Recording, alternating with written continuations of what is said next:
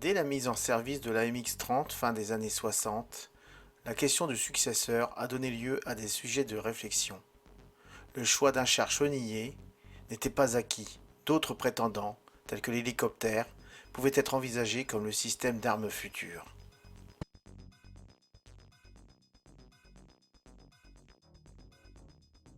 À la fin des années 70, l'apparition des prototypes du M1 et du Léopard 2 donne le signal de lancement du projet EPC, engin principal de combat. Alors que parallèlement l'AMX développait des solutions plus classiques. AMX-30B2, AMX-32, AMX-40. Ces deux derniers engins étant plus spécialement destinés à l'exportation. L'armée française avait à ce moment le choix de moderniser à court terme son parc de blindés avec un engin équivalent au char contemporain, soit de poursuivre l'étude de l'EPC en sautant une génération et préparer un char innovant qui posséderait quelques longueurs d'avance sur les concurrents. C'est donc ce deuxième choix qui a été fait, le parc des AMX-30 voyant sa durée de vie opérationnelle prolongée à travers la version modernisée B2 pour assurer la transition. Le PC devait développer 4 capacités afin de combattre un ennemi supérieur en nombre, particulièrement être capable de faire face aux forces blindées du pacte de Varsovie.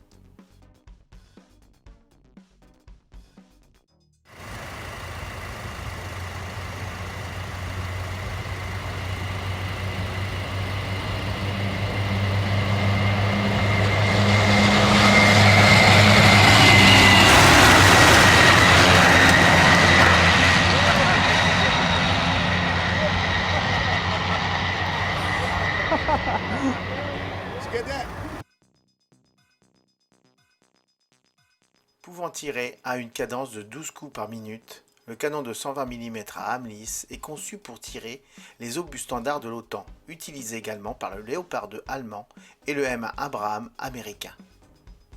La longueur du tube est supérieure de près d'1 mètre à celui de ses homologues, ce qui, à calibre égal, donne une valeur optique supérieure à une portée accrue. Par rapport au canon allemand, la portée utile augmente de 25%. Le Leclerc, conçu pour une durée de vie opérationnelle d'au moins 30 ans, est déjà prêt à accueillir un armement plus puissant, sans doute un 140 mm dans une nouvelle tourelle.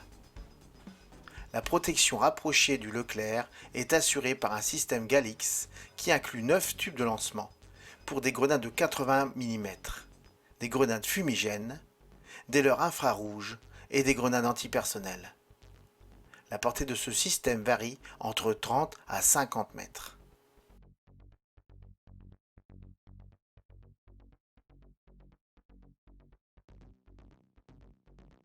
Le système de chargement automatique CHA permet d'une manière courante le rechargement du canon lors des tirs au mouvement, lui assurant une cadence de tir lui permettant de traiter 6 cibles à la minute.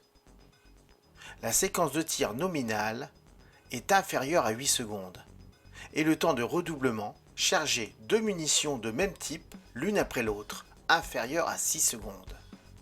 Le fonctionnement de ce système dans son ensemble est géré par un microprocesseur.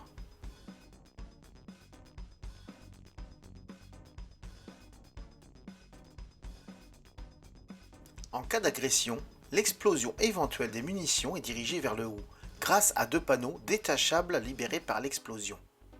Cela évite que l'énergie engendrée se concentre dans la tourelle et minimise fortement les effets collatéraux sur le personnel.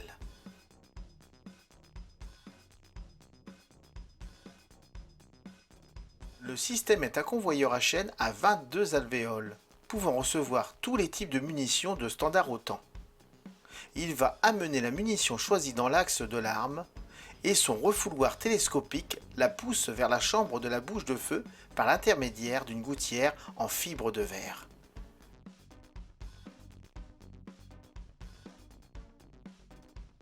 Entre chaque tir, la bouche à feu revient automatiquement sous un angle de site négatif de 1,8 degré pour que l'opération de rechargement puisse s'effectuer dans de bonnes conditions. Une fois la culasse verrouillée, la bouche à feu reprend l'angle d'élévation indiqué par la conduite de tir. En cas de dégradation du système, le convoyeur peut être mis en action à l'aide d'une génératrice électrique à déclenchement manuel.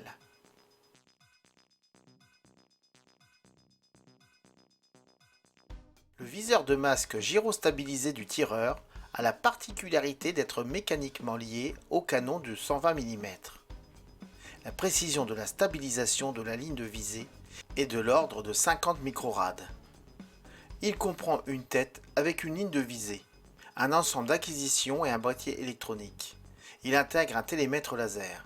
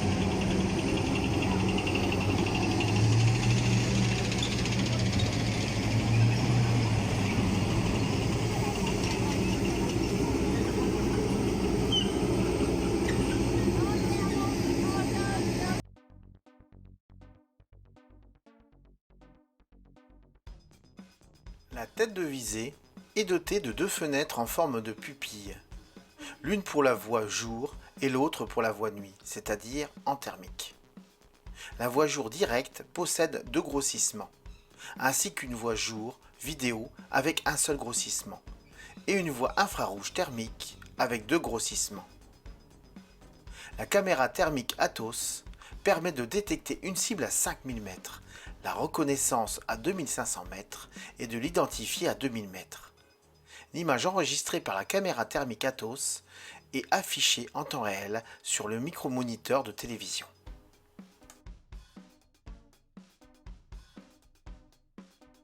Une des particularités du procédé hyperbar propre au moteur du char est qu'il ne fume pas à l'accélération, ce qui permet de réduire la signature infrarouge du char. La température de l'échappement de la turbine n'excède jamais 370 degrés Celsius, quel que soit le régime du moteur diesel du char.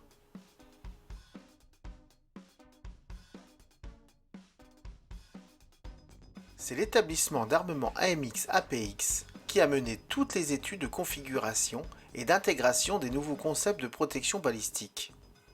Dans un secteur frontal de 30 degrés à droite et à gauche, la structure du char sera capable de résister à l'impact de munitions flèches appartenant au gros calibre actuellement disponibles sur le marché.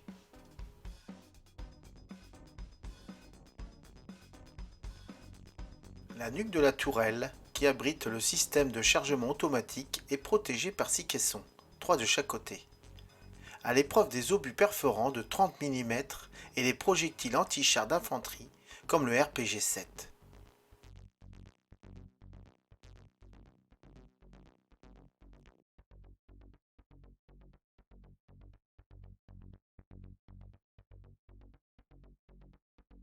Le char est équipé d'un moteur extrêmement novateur, mais capricieux et difficile à mettre au point. Le V8X 1500 Hyperbar à 4 temps de 16,47 litres à 8 cylindres en V suralimenté.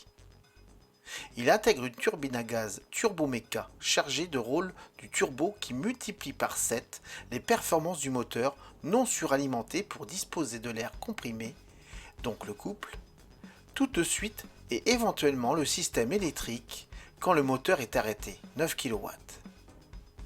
Cette combinaison permet de fortes accélérations pour un char puisqu'il peut accélérer de 0 à 32 km/h en 5 secondes, de rouler de 71 km/h en avant sur route, 55 km/h en tout terrain et 38 km/h vers l'arrière. D'autant que le moteur diesel est presque aussi silencieux qu'une turbine.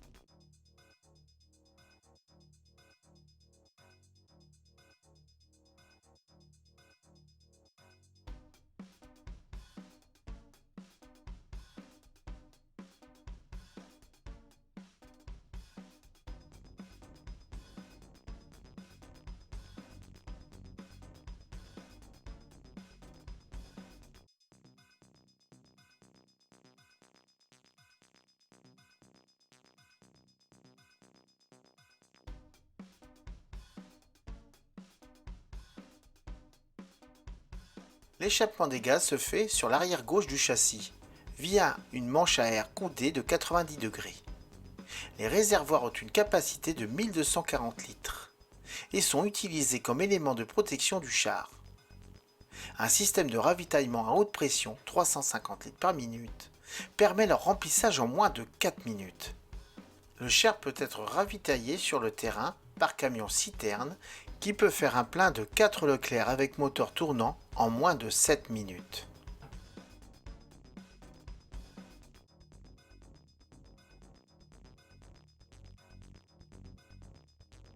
Comme sur la Mix 30, il s'agit d'un train de roulement de type Vickers. Il est composé de 5 rouleaux porteurs et de 12 galets de roulement en alliage léger, avec des bandes en élastomère. Chaque galet a un diamètre de 700 mm. Le train de roulement comprend également 2 barbotins et 2 poulies de tension. Initialement, le Leclerc utilisait des chenilles V2 en alliage d'aluminium, permettait un gain de masse de l'ordre de 800 kg sur les chenilles en acier.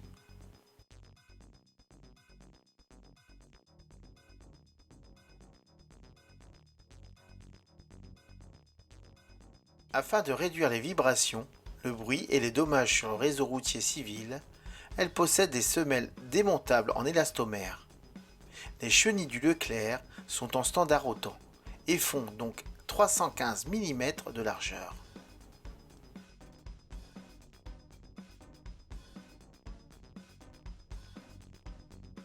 La boîte de mécanisme assure la traction, la direction et le freinage du char.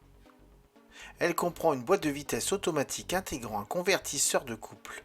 5 vitesses sont disponibles en marche avant, dont une en première lente, et 2 en marche arrière. La direction est assurée par un groupe hydrostatique de direction, GHD. GHD d'une cylindrée de seulement 286 cm3 est capable de faire pivoter le char sur lui-même en manipulant le volant du bout des doigts. Le freinage est assuré par un ralentisseur hydrocinétique qui absorbe l'énergie de ralentissement entre 71 et 35 km/h. La décélération pouvant atteindre 7 mètres secondes sur sol sec. 2 freins à disque carbone-carbone complètent l'action de ralentissement, si nécessaire. Ils sont assez puissants pour freiner le char à eux seuls.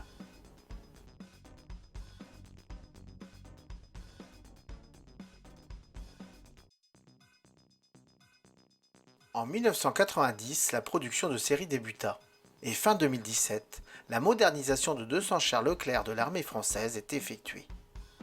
Les livraisons de ces matériels est entre 2020 et 2028 pour leur permettre de maintenir leur capacité opérationnelle au-delà de 2040. Les premiers Leclerc ont été livrés en 1992, après la guerre du Golfe en 1991, et n'ont réellement connu le combat qu'en 2015, dans le cadre de l'opération Restaurer l'espoir. Le char Leclerc fait partie du top des chars les plus puissants du monde.